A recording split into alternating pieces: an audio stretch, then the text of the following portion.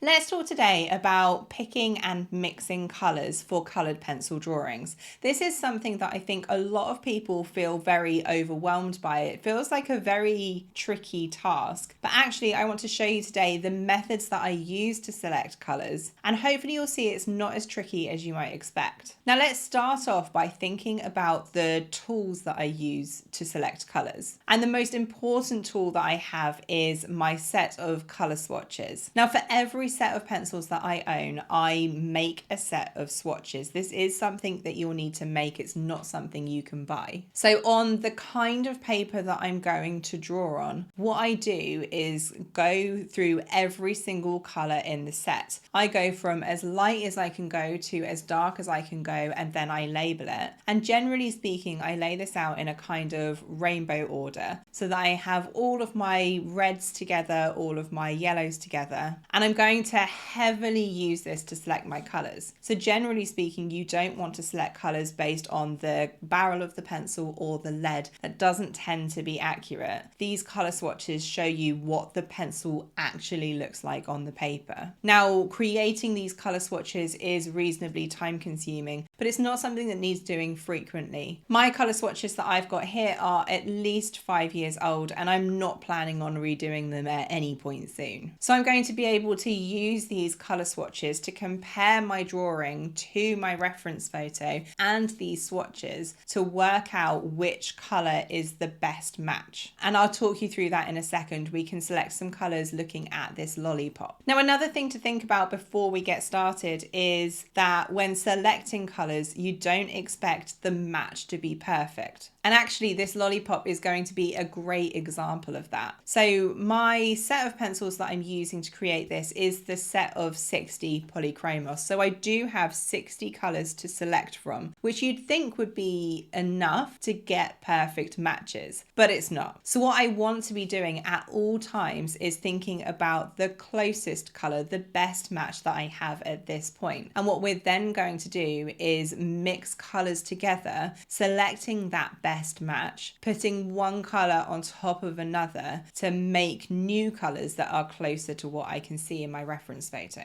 Now, the whole key to this is something called layering. This is where the coloured pencil is lightly built one on top of another to mix these colours together. We want to always be working lightly with the pencil and gradually building up those colours until eventually we end up with a colour that matches that reference photo pretty well. So let's actually start drawing this lollipop, and I'll show you a bit clearer what I mean. Now, before we get into the drawing, if you want to go through this with me in a lot more detail, I do have a full tutorial available on my website. I will go through the whole process in so much more detail than I'm able to in this YouTube video. In fact, I have not only this lollipop drawing, but loads of other drawings in a whole host of different subject matters. For each and every one of these drawings, I include really in-depth instructions, which is broken down into manageable sections, so you can work one section of the drawing at a time. I also include all of the real-time footage so you can see exactly what I'm doing, plus a list of all of the specific colours that I've used in each drawing. Now, I do also include the sketch outlines, both a light sketch outline in case you want to print that outline directly onto your drawing paper, or a darker sketch outline for if you want to trace. And finally, I include all of the reference photos for all of my drawings. I have some drawings that are much more beginner friendly, maybe a little bit faster, and then some much longer drawings as well that are more complicated but have a real wow factor. Check out the link in the description. Now, I want to start off this lollipop looking for the closest match I have to the lightest colour. And I'm particularly thinking about the lightest colour that I can see in each area. So there are a number of different colours within this lollipop. Let's start off by looking at the yellow stripes. So the lightest colour that I can see on these yellow stripes is a reasonably light earthy yellow. So what I'm going to do is really take my time to get these shapes marked in and get some very light pencil down on the paper. Now, as I said before, it's not about trying to make a perfect match to these yellow stripes. It's just about trying to get the closest colour color that I think I have that matches that really light yellow. Now you can see here that I'm pressing nice and lightly. You can see I'm holding the pencil further back than you might expect. I'm not holding it really close to the tip, and that helps me press really lightly. So let's get this color over all of those yellow sections. I literally just want to put something down. Once we have something in every area of the lollipop, we then can start building on that color to mix all of the other colors I can see and make it a little bit closer to the colors of the reference photo. But I cannot stress enough that I don't expect a perfect match, and we're generally going to be working from these lighter colors towards the darker colors. So once I'm happy that I've got something down for all of the yellow areas, I then want to move on to think about the lightest color in all of the other areas of the lollipop. So I now want to be thinking of the lightest color that I can see in the orange stripes, which I would actually say is a very light earthy pink rather than an orange. So I'm going to put this pink down. I'm going to mark in where these stripes need to go and block this color in. It doesn't matter that this isn't an orange. This is the lightest color I can see in this section, and we will be adding a lot of other colors over the top of here as well. And then let's think about the lightest color that I can see on the bright pink stripes. So this is a very bright light pink here as well. And I just want to be marking this in, really looking at the shapes, getting the light pink in the right areas, getting something down, which we'll be able to build on. So that's most of the lolly marked in with something, but I also want to be looking at the white areas of the lollipop as well. So far I've only put some color down on the stripes. I once again want to be thinking about the lightest color that I can see in those white areas. And you'll see that the white areas aren't really white. In some areas, they're quite a dark gray. So what I'm going to do is use this very light gray to just put, again, something down over all of these light areas of the lollipop. And then we have some color everywhere. So from here, we have something down on every area of the lollipop except for the stick. Now the stick is a tricky color because I don't have a color anything like it in my set. But as I mentioned, I just want to be picking the closest color that I have to this stick, and then we can tweak it a bit later. So looking at the lighter areas on the stick, I actually think that the closest color to it is this same gray that I've used for the white areas of the lolly. So I'm going to block in this gray down the whole of that stick, and then we can tweak this color and mix other colors together as we work through the rest of the drawing. So now, as I mentioned, I want to start from the lighter colors and work my way towards the darker colors, and we're going to gradually mix these colors together. So now looking at the yellow sections, the main thing that I'm noticing is that particularly on the darker areas, so either side of the stripes, it's looking much brighter than what I have now. So what I'm actually going to do is use the same color that I used before, but I want to be adding more of it. So this is where it's helpful with those color swatches that I can see what the pencil looks like when it's at its lightest and at its darkest. I can see that the lightest color matched building up a really light amount of the pencil, and then as we move on to the darker, more vibrant areas, we can start building up more of this color to make a more vibrant color.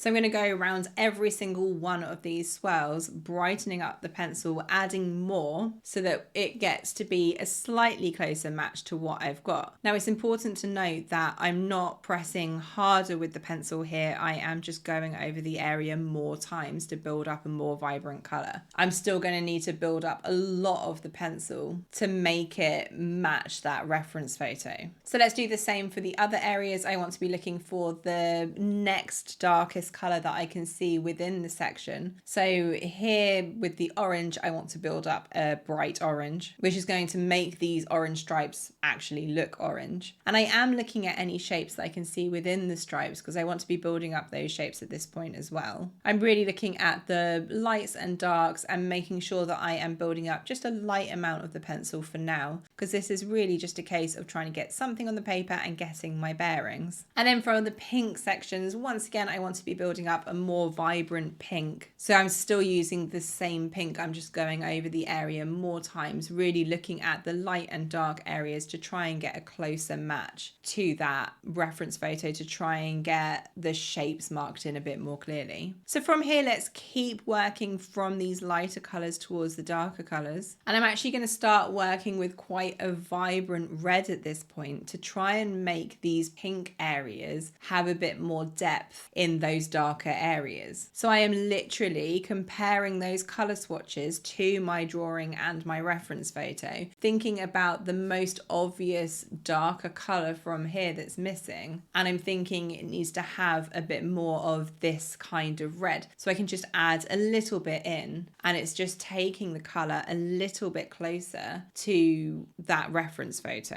And then I can do the same for the yellow areas. So comparing that drawing to the reference photo on these stripes, I think that it needs a much more earthy kind of dark yellow added to the more shadowed areas. And according to my swatches, comparing what I can see here, this pencil here is the closest match. I think this is the burnt ochre. So I'm going to keep doing this. I'm going to keep working around. So focusing now on the light areas, making the shadows a little bit darker along here, and this grey that we used before I still think is the closest match right now. And actually I'm going to use this same grey to mark in the lolly stick a little bit clearer, make the shadow down the left hand side a bit more obvious, before I then still want to be working towards the darker colours, thinking once again about the most obvious colour that's missing. So I'm gradually getting towards these darker colours. I'm now wanting to fill in the pretty dark shadow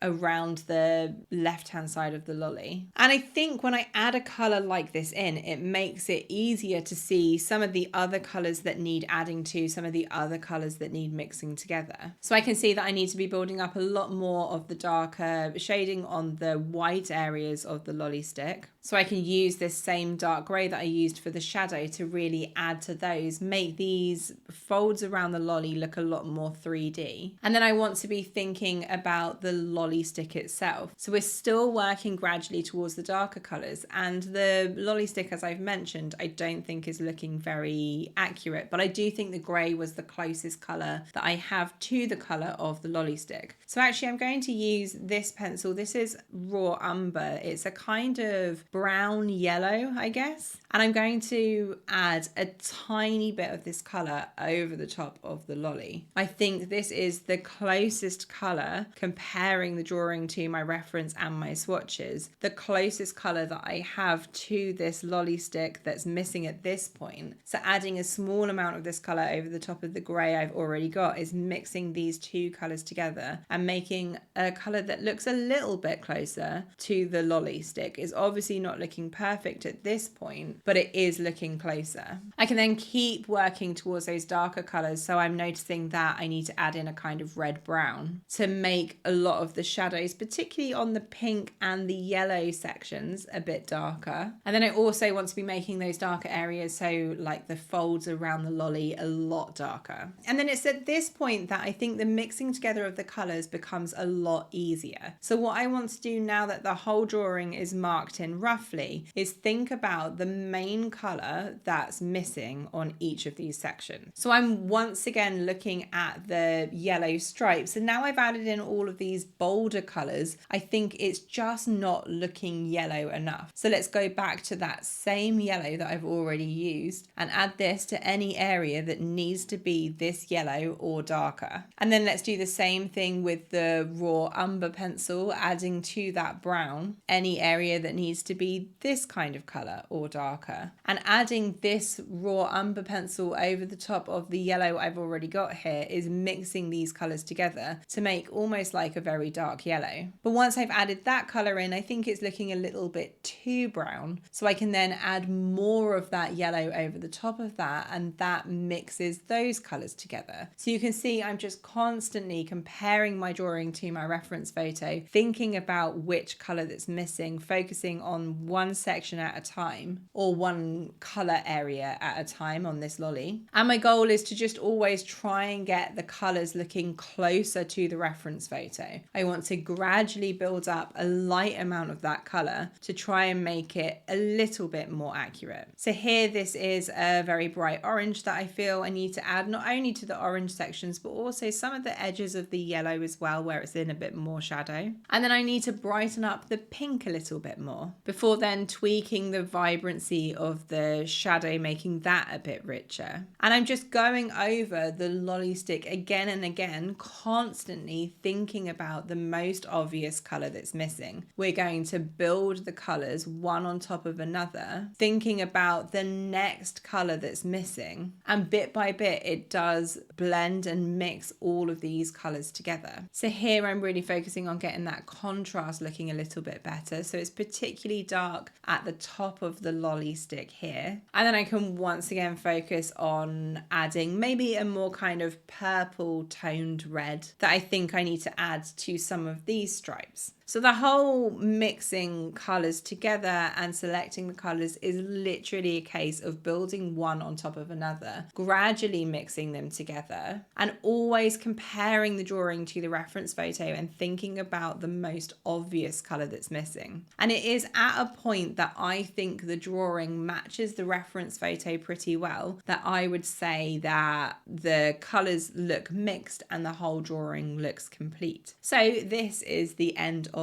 this drawing. But it is the colour swatches more than anything else that allows me to mix these colours together so that I can see which colour I need to add. Now, if you're wanting a little bit more detail, if you want to go through the process of selecting with colour swatches in more detail, I do have a video where I covered it really in depth here, where I picked a few household objects that we then mix the colours together to create those colours. And then hopefully that will make a bit more sense when we look at using this same method on an actual drawing. Happy drawing, guys, and I'll see you in the next one.